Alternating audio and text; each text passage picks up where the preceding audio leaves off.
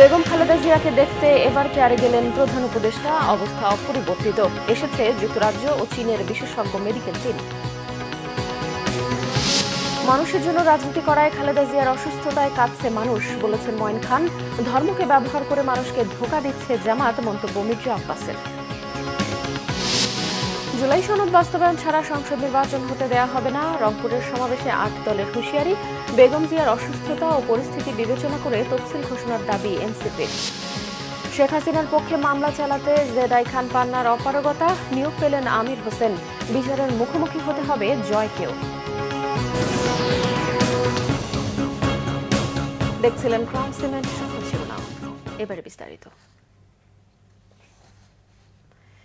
BNP chairperson Begum Khaleda জিয়ার স্বাস্থ্যের খোঁজ নিতে রাজধানীর এভারকেয়ার হাসপাতালে গিয়েছিলেন প্রধান উপদেষ্টা অধ্যাপক ডক্টর মোহাম্মদ ইউনুস। সন্ধ্যায় হাসপাতালে পৌঁছলে তাকে স্বাগত জানান বিএনপি মহাসচিব মির্জা ফখরুল ইসলাম আলমগীর। বেগম জিয়াকে দেখতে বিভিন্ন দলের নেতাকর্মীরাও ভিড় জমান হাসপাতালে। এদিনও হাসপাতালের বাইরে সাধারণ মানুষের দোয়ায় সিক্ত হন বেগম খালেদা জিয়া। এদিকে যুক্তরাজ্যের পর ঢাকা এসেছে চীনের একটি বিশেষজ্ঞ দল। বিস্তারিত জানাচ্ছেন মামুন আব্দুল্লাহ।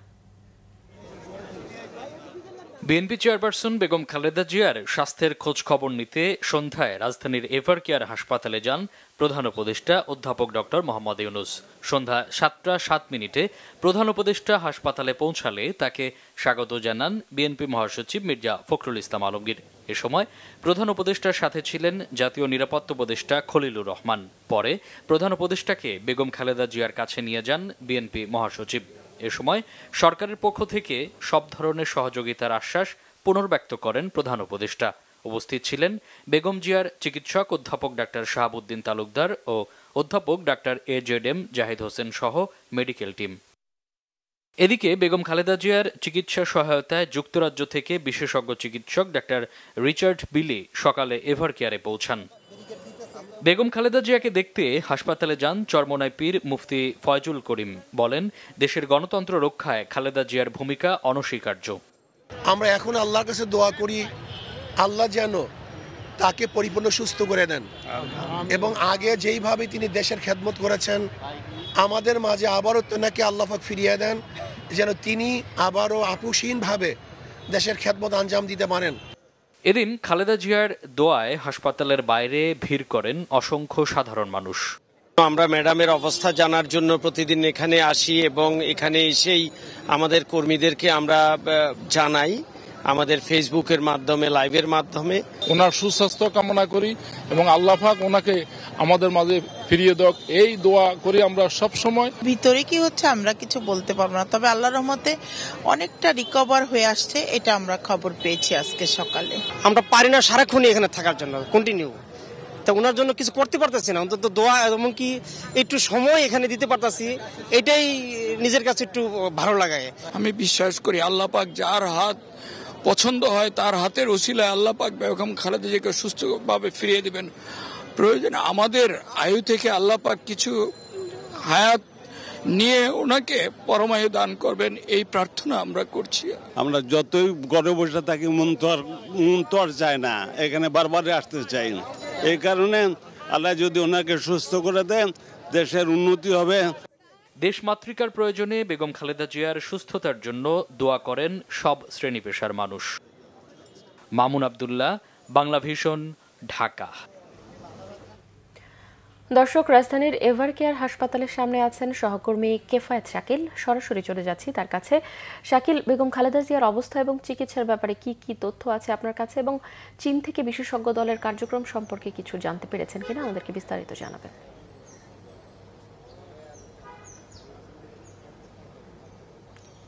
কনক, আপনি যেমনটি বলছিলেন যে চীনা বিশেষজ্ঞ দল এসেছে গতকাল রাতে আমরা জানি, এবং গতকাল রাত 10টায় তারা এই এভারকেয়ার হাসপাতালে প্রবেশ করেছিলেন এবং রাত 12টা পর্যন্ত তারা এই হাসপাতালের ভেতরে ছিলেন। রাত 12টার পরে আমরা তাদের বেরিয়ে যেতে দেখেছি, তবে তারা গণমাধ্যমের সঙ্গে কোনো কথা বলেননি এবং আসলে কোন বিষয়ে তারা কি দেখেছেন কোনো কিছুই কিন্তু তারা জানাননি।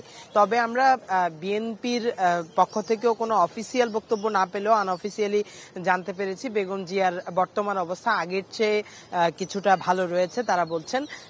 তবে আজ হয়তোবা বিএনপির পক্ষ থেকে আনুষ্ঠানিক একটি ব্রিফিং হওয়ার কথা রয়েছে।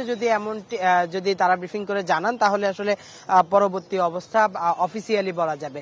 আর আপনি জানেন যে গতকালকে প্রধান উপদেষ্টা নিজেও কিন্তু এখানে প্রবেশ করেছেন এবং তিনিও কিন্তু বেগম খালেদা জিয়ার যে শরীর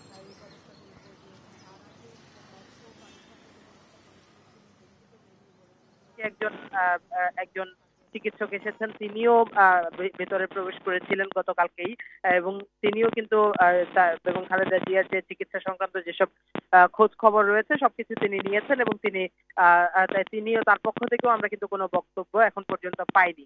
সব মিলিয়ে যদি বলি আসলে যে এভারকেয়ার হাসপাতালের আশপাশের নিরাপত্তা ব্যবস্থা অনেক বেশি জোরদার করা হয়েছে, তবে এখন পর্যন্ত বিএনপি বা হাসপাতাল কর্তৃপক্ষ কেউই কিন্তু ওনার সর্বশেষ অবস্থা কি তেমন কোনো তথ্য কিন্তু তাদের পক্ষ থেকে আমাদেরকে দেওয়া হয়নি।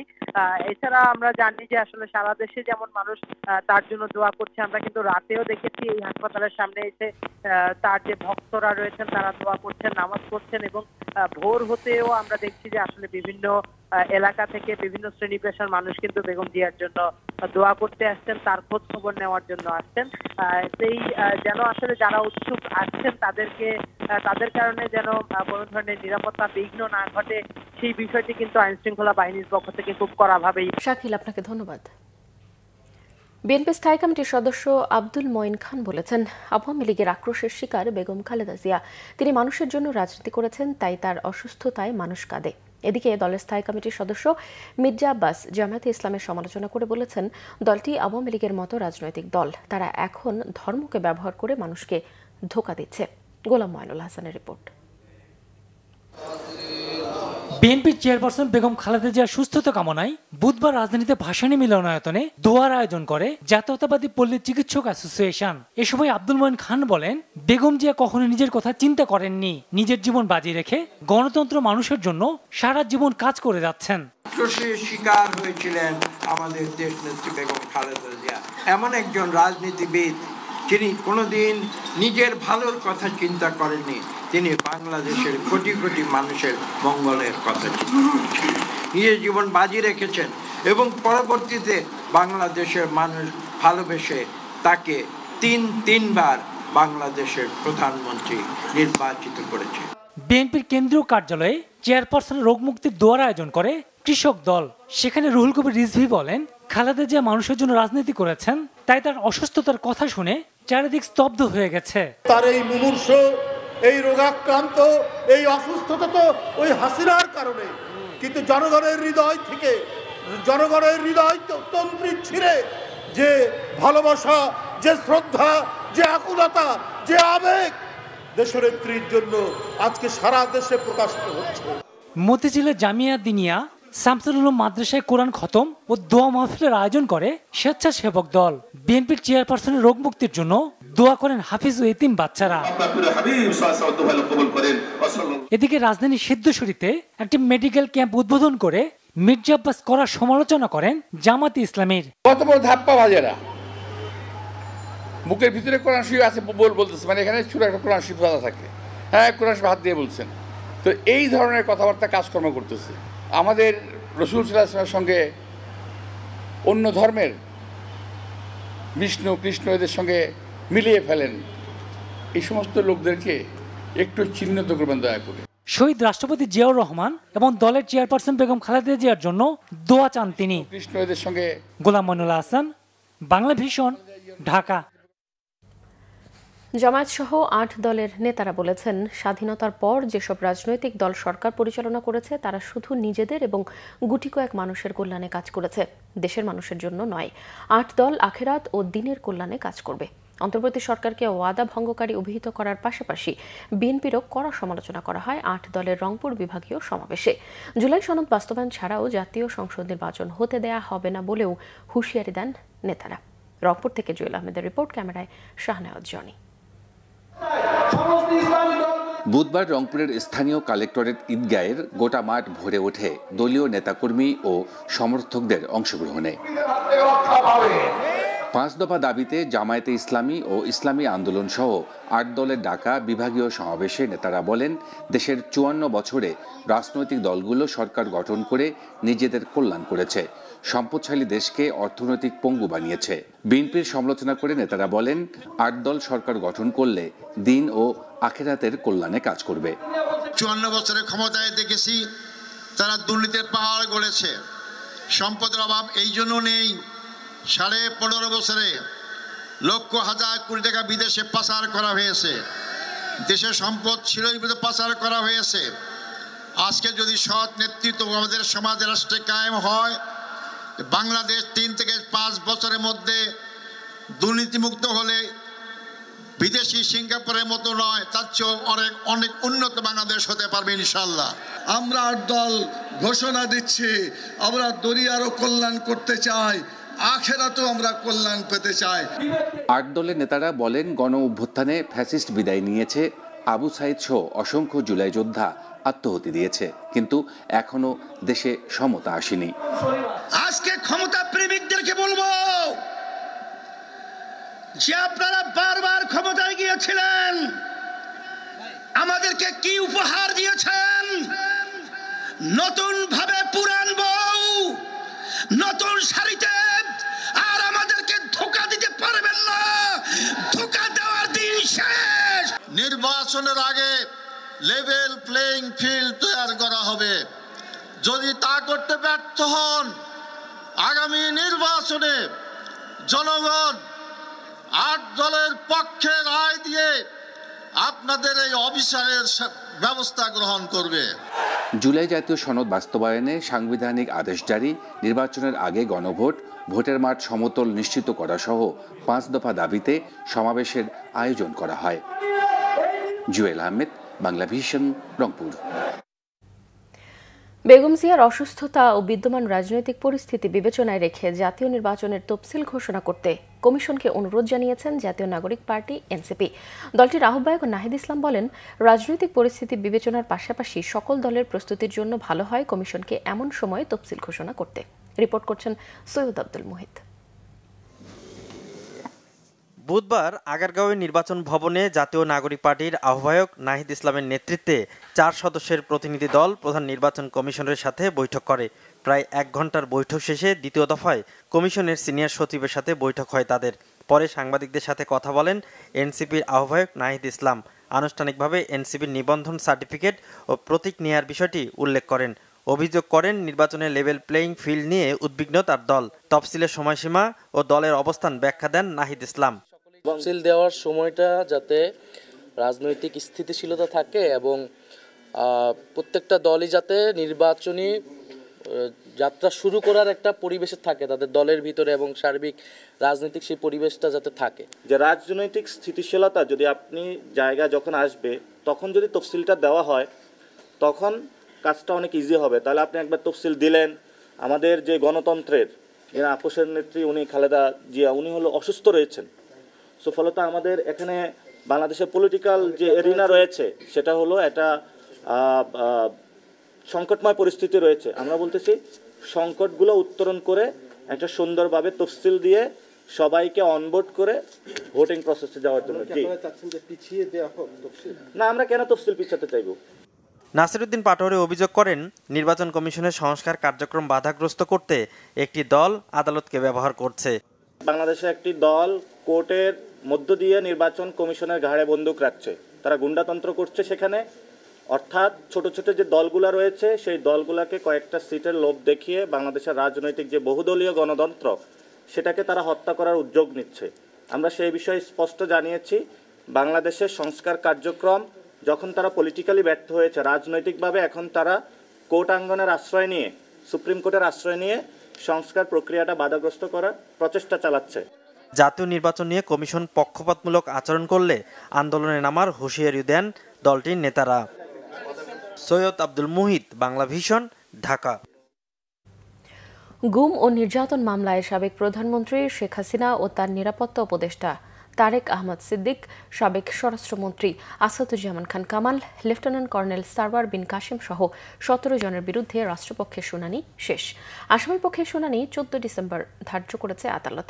এদিকে ভিডিও বার্তায় ট্রাইব্যুনাল সম্পর্কে বিরূপ মন্তব্য করা ও শেখ হাসিনার পক্ষে রাষ্ট্রনিযুক্ত আইনজীবী থাকতে না পারায় আদালতে নিঃশর্ত ক্ষমা প্রার্থনা করেছেন জেদাই খান পান্না। বুধবার আন্তর্জাতিক অপরাধ ট্রাইব্যুনাল 1-এ অভিযোগ গঠনের শুনানি অনুষ্ঠিত হয়। শুনানিকে ঘিরে নিরাপত্তা জোরদার করা হয়েছে ট্রাইব্যুনালে। এরই মধ্যে গুমের মামলায় সাবেক ও বর্তমান 10 জন সেনা কর্মকর্তাকে ট্রাইব্যুনালে হাজির করা হয়েছে।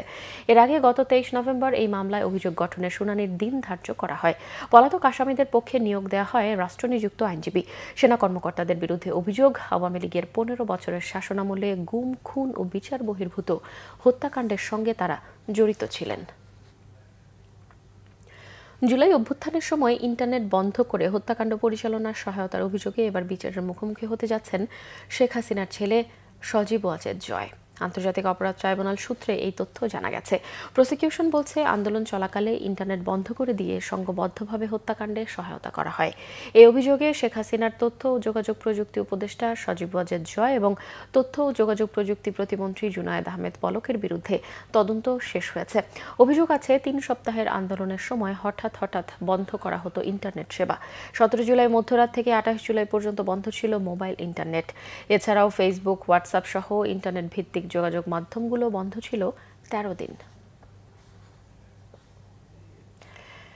রাজধানীর ঢাকা সহ আশপাশের এলাকায় আবারও ভূমিকম্প অনুভূত হয়েছে। সকাল 6:14 মিনিটে এই কম্পন অনুভূত হয়। রিক্টার স্কেলে ভূমিকম্পনটির মাত্রা ছিল 4.1। ইউরো মেডিটেরিয়ান সিসমোলজিক্যাল সেন্টার এই তথ্য জানিয়েছে। ভূমিকম্পটির উৎপত্তিস্থল ছিল গাজীপুরের টঙ্গী থেকে 33 কিলোমিটার পূর্ব উত্তর পূর্বে আর নরসিংদী থেকে 3 কিলোমিটার উত্তরে। এর গভীরতা ছিল 30 কিলোমিটার। গুজবে কান্না দিয়ে বেগম খালেদা জিয়ার সুস্থতায় দোয়ার জন্য দলের নেতাকর্মীদের প্রতি আহ্বান জানিয়েছেন ঢাকা 6 আসনের বিএনপির মনোনীত প্রার্থী ইশরাক হোসেন। রাতে রাজধানীর গোপীবাগে নিজ বাসভবনে ওয়ারী থানা বিএনপির উদ্যোগে এক আলোচনা সভায় এসব কথা বলেন তিনি। ইশরাক হোসেন বলেন, দেশনেত্রী বেগম খালেদা জিয়া গুরুতর অসুস্থ অবস্থায় কয়েকদিন ধরেই হাসপাতালে ভর্তি রয়েছেন। সারা দেশের মানুষ ও বিশ্ববাসী তার জন্য দোয়া করছে। বিশ্বের বিভিন্ন দেশ থেকে বিশেষজ্ঞ চিকিৎসকরা আসছেন। ইতিমধ্যেই জানানো হয়েছে তিনি আগের চেয়ে এখন ভালো অবস্থায় রয়েছেন। তাই গুজবে বিভ্রান্ত না হয়ে সবার উচিত তার জন্য দোয়া করা। ওয়ারী থানা বিএনপির আহ্বায়ক আলহাজ লিয়াকত আলীর সভাপতিত্বে সভায় আরও বক্তব্য রাখেন যুগ্ম আহ্বায়ক আরিফ হোসেন, মোজাম্মেল হক, মোহাম্মদ ইব্রাহিম, কাইয়ুম সহ স্থানীয় বিএনপির নেতাকর্মীরা। বিগত 2-3 দিন আসলে আমরা সকলেই অত্যন্ত খুব টেন্স অবস্থায় ছিলাম। সারাক্ষণই নানা ধরনের গুজব, সারা রাতি নানা ধরনের খবর আসতে থাকে, কিন্তু আসলে এগুলো সবই গুজব। যা হবে সেটা অবশ্যই দলীয়ভাবে স্পষ্টভাবে, এখানে লুকানোর তো কিছু নাই, স্পষ্টভাবে সেটা জনগণকে ব্যাখ্যা দেওয়া হবে। এবং ইতিমধ্যে বলা হয়েছে যে তিনি যে অবস্থায় গিয়েছিলেন তার থেকে এখন স্থিতিশীল অবস্থায় আছেন, আলহামদুলিল্লাহ। এরকম নেত্রী আমার মনে হয় 1000 বছরে হয়তো বা একজন আসে কিনা। নেতা অনেক আসে, নেত্রী এবং মুসলিম বিশ্বের উনি প্রধানমন্ত্রী হয়েছেন, মানে অনেক তার অর্জন রয়েছেন। সেই নেত্রীর জন্য আমরা দোয়া করি। বিএনপি চেয়ারপারসন বেগম খালেদা জিয়ার রোগ মুক্তি কামনায় আজও দোয়া মাহফিল হয়েছে দেশের বিভিন্ন জায়গায়। বিএনপি চেয়ারপারসন বেগম খালেদা জিয়ার রোগ মুক্তি ও সুস্থতা কামনায় দোয়া মাহফিল হয়েছে সাভারে আমিনবাজার ইউনিয়ন ছাত্র দলের আয়োজনে। এতে প্রধান অতিথির বক্তব্যে বিএনপি চেয়ারপারসনের উপদেষ্টা আমানুল্লাহ আমান বলেছেন, দ্রুত দেশে ফিরবেন দলের ভারপ্রাপ্ত চেয়ারম্যান তারেক রহমান। অংশ নেবেন আগামী জাতীয় সংসদ নির্বাচনে। বেগম জিয়ার সুস্থতা কামনায় নরসিংদীতে উপজেলার সঙ্গীতার মোড়ে দোয়া মাহফিলের আয়োজন করে চিনিশপুর ইউনিয়ন বিএনপি। ইউনিয়ন বিএনপির সভাপতি আওলাদ হোসেন মোল্লার সভাপতিত্বে এতে প্রধান অতিথি ছিলেন বিএনপির যুগ্ম মহাসচিব ও জেলা বিএনপির সভাপতি খায়রুল কবির খোকন। বেগম খালেদা জিয়ার রোগ মুক্তি ও সুস্থতা কামনায় দোয়া মাহফিল হয়েছে মুন্সিগঞ্জের লৌহজং উপজেলার বেজগাঁও ঈদগাহ মাঠে। উপজেলা বিএনপি ও সহযোগী সংগঠনের আয়োজনে এতে প্রধান অতিথির বক্তব্য রাখেন বিএনপির যুগ্ম মহাসচিব অ্যাডভোকেট আব্দুস সালাম আজাদ। বেগম খালেদা জিয়ার সুস্থতা কামনায় লালমনিরহাটে খাদিজাতুল কোবরা মহিলা মাদ্রাসার আয়োজনে দোয়া মাহফিল হয়েছে। পৌর বিএনপির সভাপতি আফজাল হোসেনের সভাপতিত্বে এতে প্রধান অতিথি ছিলেন দলটির জাতীয় নির্বাহী কমিটির সাংগঠনিক সম্পাদক অধ্যক্ষ আসাদুল হাবিব দুলু। পরে মাদ্রাসার শিক্ষার্থীদের বোরকা দেয়া হয়। মুন্সিগঞ্জে বিএনপির 31 দফা কর্মসূচির লিফলেট বিতরণ করেছেন দলের স্বেচ্ছাসেবক বিষয়ক সম্পাদক মীর শরফত আলী সপু। পরে শ্রীনগর উপজেলা বিএনপির কার্যালয়ে বেগম জিয়ার সুস্থতা কামনায় দোয়া মাহফিল হয়। টাঙ্গাইলে বিএনপি চেয়ারপারসনের সুস্থতা কামনায় বৈষম্য বিরোধী ছাত্র আন্দোলনের উদ্যোগে খতমে কুরআন ও দোয়া মাহফিল অনুষ্ঠিত হয়েছে। শহরের কেন্দ্রীয় শহীদ মিনারে এতে উপস্থিত ছিলেন কেন্দ্রীয় বিএনপির প্রচার সম্পাদক সুলতান সালাউদ্দিন টুকু সহ অনেকে।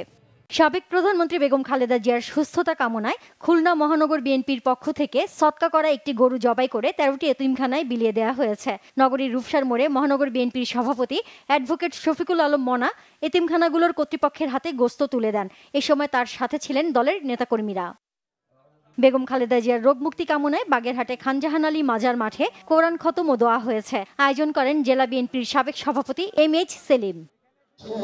বেগম খালেদা জিয়ার সুস্থতা কামনায় ভৈরবে কোরআন খতম ও গণদোয়া মাহফিলের আয়োজন করা হয়। ভৈরব উপজেলা বিএনপি ও পৌর বিএনপির উদ্যোগে বিকালে এর আয়োজন করা হয় ভৈরব সরকারি কেবি স্কুলের প্রাঙ্গণে। এতে উপস্থিত ছিলেন কেন্দ্রীয় বিএনপির সাংগঠনিক সম্পাদক ও কিশোরগঞ্জ জেলা বিএনপির সভাপতি মোহাম্মদ শরীফুল আলম, উপজেলা বিএনপির সভাপতি মোহাম্মদ রফিকুল ইসলাম ও সাধারণ সম্পাদক মোহাম্মদ আরিফুর ইসলাম সহ অন্যরা। বিএনপি চেয়ারপারসনের দ্রুত রোগ মুক্তি ও সুস্থতা কামনায় দোয়া মাহফিল হয়েছে পঞ্চগড়ে। পৌর বিএনপির আয়োজনে জেলা সরকারি অডিটোরিয়াম চত্বরে বক্তব্য রাখেন জেলা বিএনপির আহ্বায়ক জাহিরুল ইসলাম কাচ্চু সহ অনেকে। বেগম খালেদা জিয়ার সুস্থতা কামনায় দোয়া ও কোরআন খতম অনুষ্ঠিত হয়েছে চুয়াডাঙ্গা টাউন ফুটবল মাঠে। এতে জেলার মোট 27টি সংগঠনের সদস্যরা ছাড়াও অনেকে অংশ নেন। বক্তব্য রাখেন সিঙ্গাপুরে বাংলাদেশ বিজনেস সোসাইটির প্রেসিডেন্ট শাহিদুজ্জামান টরিক ও জেলা বিএনপির সাধারণ সম্পাদক শরীফুজ্জামান। বিএনপি চেয়ারপারসনের আশু রোগ মুক্তি কামনায় খাগড়াছড়িতে বাস টার্মিনাল এলাকায় দোয়া ও মোনাজাত করেছে জেলা শ্রমিক দল। সভাপতিত্ব করেন দলের সভাপতি আসলাম কালু। এদিকে বেগম খালেদা জিয়ার সুস্থতা ও দীর্ঘায়ু কামনায় গুইমারায় জালিয়াপাড়া ইসলামিয়া এতিমখানা মাদ্রাসায় কোরআন খতমের মাধ্যমে মিলাদ ও দোয়ার আয়োজন করে হাপছড়ি ইউনিয়ন বিএনপি। বেগম জিয়ার রোগ মুক্তি ও দ্রুত সুস্থতা কামনায় উপজেলা বিএনপি, পৌর বিএনপি ও সহযোগী সংগঠনের উদ্যোগে রাজশাহীর দুর্গাপুর ফাজিল মাদ্রাসা মাঠে হয়েছে দোয়া মাহফিল। প্রধান অতিথির বক্তব্য দেন বিএনপি নেতা জুলফিকার নাইম মোস্তফা বিষয়। বিএনপি চেয়ারপারসনের রোগ মুক্তি কামনায় নোয়াখালী জেলা জামে মসজিদে বিশেষ দোয়া ও মুনাজাতের আয়োজন করে ছাত্রদল। এতে জেলা বিএনপির সদস্য অ্যাডভোকেট রবিউল হাসান পলাশ সহ অনেকে অংশ নেন। সাতক্ষীরার আশাশুনি উপজেলার খাজরা ইউনিয়নের ঘুঘুমারি দুর্গা মন্দির প্রাঙ্গণে সনাতন ধর্মাবলম্বীদের সাথে নির্বাচনী উঠান বৈঠকে বেগম খালেদা জিয়ার সুস্থতা কামনায় প্রার্থনা হয়েছে। প্রধান অতিথির বক্তব্য রাখেন বিএনপির জাতীয় নির্বাহী কমিটির সদস্য ও সাতক্ষীরা 3 আসনে ধানের শীষের মনোনীত প্রার্থী Kazi Alauddin. Nazneen Akter, Bangla vision, news desk. সিদ্ধান্ত ছাড়াই শেষ হলো ইউক্রেন যুদ্ধ বন্ধে রাশিয়ার প্রেসিডেন্ট ভ্লাদিমির পুতিনের সাথে মার্কিন প্রতিনিধি দলের মুখোমুখি বৈঠক। ক্রেমলিন একে ফলপ্রসূ বলেও দখলকৃত ইউক্রেনের ভূখণ্ড ফেরতের প্রস্তাবে সাড়া দেয়নি মস্কো। প্রয়োজনে ইউরোপের সাথে যুদ্ধের হুমকিও দিয়েছে পুতিন। রাশিয়ার প্রেসিডেন্টের কার্যালয়ে ক্রেমলিনের মুখপাত্র ইউরি উসাকোভ সংবাদ সম্মেলনে জানিয়েছেন, আলোচনা হয়েছে মূলত কিছুদিন আগে যুক্তরাষ্ট্রের পাঠানো ইউক্রেনের শান্তি প্রস্তাবের খসড়া নিয়ে। 28 দফা প্রস্তাবের কিছু কিছু বিষয়ে সমালোচনা করেছেন প্রেসিডেন্ট পুতিন। নজরে এনেছে আপত্তিকর বিষয়গুলো। তবে যুক্তরাষ্ট্রকে দেয়া কথা রেখে বৈঠকে একমত হওয়ার বিষয়গুলো প্রকাশ করা হবে না বলে জানিয়েছেন ক্রেমলিন মুখপাত্র। মস্কোর প্রেসিডেন্ট পুতিনের সাথে আলোচিত বৈঠকে মার্কিন প্রতিনিধি দলে ছিলেন মার্কিন বিশেষ দূত স্টিভ উইটকফ আর প্রেসিডেন্ট ডোনাল্ড ট্রাম্পের জামাতা জ্যারেড কুশনার। ইউক্রেন যুদ্ধ বন্ধে রাশিয়ার জয়ের পথে থাকা মধ্যস্থতায় খুব একটা নমনীয় হয়নি পুতিন। বরং ইউরোপের নেতারা বেশি চাপ দিলে মস্কোর সর্বাত্মক যুদ্ধ প্রস্তুতি আছে বলেও হুঁশিয়ারি করেছেন তিনি। এদিকে ইউক্রেন যুদ্ধকে বিশৃঙ্খল একটা অবস্থা বলেছেন মার্কিন প্রেসিডেন্ট ট্রাম্প। এ প্রসঙ্গে আরও বলেছেন, যুদ্ধ থামানো এত সহজ নয়। আর ইউক্রেনের প্রেসিডেন্ট ভলোদিমির জেলেনস্কি বলেছেন, শান্তি প্রস্তাবের কিছু বিষয়ে সংশোধনের প্রয়োজন থাকলেও সবার আগে যুদ্ধ থামাতে নজর দিতে চায় কিয়েভ। ক্রিকেট। বিপিএল টি20 সিজন 12-এ মাঠের লড়াই শুরু হবে 26 ডিসেম্বর। জানুয়ারির 19 তারিখে হবে এলিমিনেটরের প্রথম কোয়ালিফায়ার ম্যাচ। দ্বিতীয় কোয়ালিফায়ার হবে 21 জানুয়ারি। গ্র্যান্ড ফাইনাল হবে 23 জানুয়ারি। 6 ফ্রাঞ্চাইজি দল নিয়ে শুরু হবে এবার বিপিএল। গত 2 আসরের চ্যাম্পিয়ন ফরচুন বরিশাল এবার দল নেয়নি। নতুন দল নোয়াখালী এক্সপ্রেস, তবে শেষ সময়ে এই দল নিলামে অংশ নেয় বিস্মিত হয়েছে অনেকেই। এবার চট্টগ্রাম রয়্যালস, সিলেট টাইটান্স আর রাজশাহী ওয়ারিয়র্স নতুন দল। পুরনো দল ঢাকা ক্যাপিটালস ও রংপুর রাইডার্স। খুলনা ও বরিশাল বিভাগ থেকে এবার কোনো দলই নেই। আর্থিক সংকট এবং আগের আসরে ক্রিকেটারদের পারিশ্রমিক পরিশোধের ব্যর্থতায় এবার বিপিএল খেলার সুযোগ পায়নি গত আসরের 3টি দল। 30 নভেম্বর হয়েছে বিপিএল এর নিলাম। তার আগে স্থানীয় 12 জন ও বিদেশি 11 জন, মোট 23 জন ক্রিকেটারের সাথে আগেই চুক্তি করেছে ফ্রাঞ্চাইজিগুলো। তাতে স্থানীয় 85 জন এবং বিদেশি ক্রিকেটার দলভুক্ত হয়েছে 23 জন। 26 ডিসেম্বর বিপিএল এর 12তম আসরের পর্দা উঠবে সিলেটে। প্রতিদিন 2টি করে ম্যাচ হবে। প্রথম ম্যাচ দুপুর 2টায় এবং দ্বিতীয় ম্যাচ শুরু হবে সন্ধ্যা 7টায়। সিলেট ছাড়াও চট্টগ্রাম ও ঢাকায় হবে টুর্নামেন্টের খেলাগুলো। এলিমিনেটর, প্রথম ও দ্বিতীয় কোয়ালিফায়ার এবং ফাইনাল। 34 ম্যাচে উত্তাপ ছড়াবে এবারের বিপিএল। সংবাদ শেষ করব ক্রাউন সিমেন্ট শিরোনামগুলো আরো একবার জানিয়ে। বেগম খালেদা জিয়াকে দেখতে এবার কেয়ারে গেলেন প্রধান উপদেষ্টা। অবস্থা অপরিবর্তিত। এসেছে যুক্তরাজ্য ও চীনের বিশেষজ্ঞ মেডিকেল টিম। মানুষের জন্য রাজনীতি করায় খালেদা জিয়ার অসুস্থতায় কাঁদছে মানুষ, বলেছেন মঈন খান। ধর্মকে ব্যবহার করে মানুষকে ধোঁকা দিচ্ছে জামায়াত, মন্তব্য মির্জা আব্বাসের। জুলাই সনদ বাস্তবায়ন ছাড়া সংসদ নির্বাচন হতে দেয়া হবে না। রংপুরের সমাবেশে 8 দলের হুঁশিয়ারি। বেগম জিয়ার অসুস্থতা ও পরিস্থিতি বিবেচনা করে তফসিল ঘোষণার দাবি এনসিপির। শেখ হাসিনার পক্ষে মামলা চালাতে জেদাই খান পান্নার অপারগতা। নিয়োগ পেলেন আমির হোসেন। বিচারের মুখোমুখি হতে হবে জয়কেও। দর্শক, এই ছিল এখনকার মতো। পরের সংবাদ সকাল 10টায়, এর আগে সকাল 9টায় রয়েছে নিউজ টপ 10 দেখার আমন্ত্রণ রইল। এছাড়া বাংলাভিশন সংবাদ ও সংবাদ সংশ্লিষ্ট অনুষ্ঠান দেখতে ভিজিট করুন www.bvnews24.com ও facebook.com/banglavishnnews এবং সাবস্ক্রাইব করুন youtube.com/banglavishnnews। এতক্ষণ সঙ্গে থাকায় ধন্যবাদ সবাই।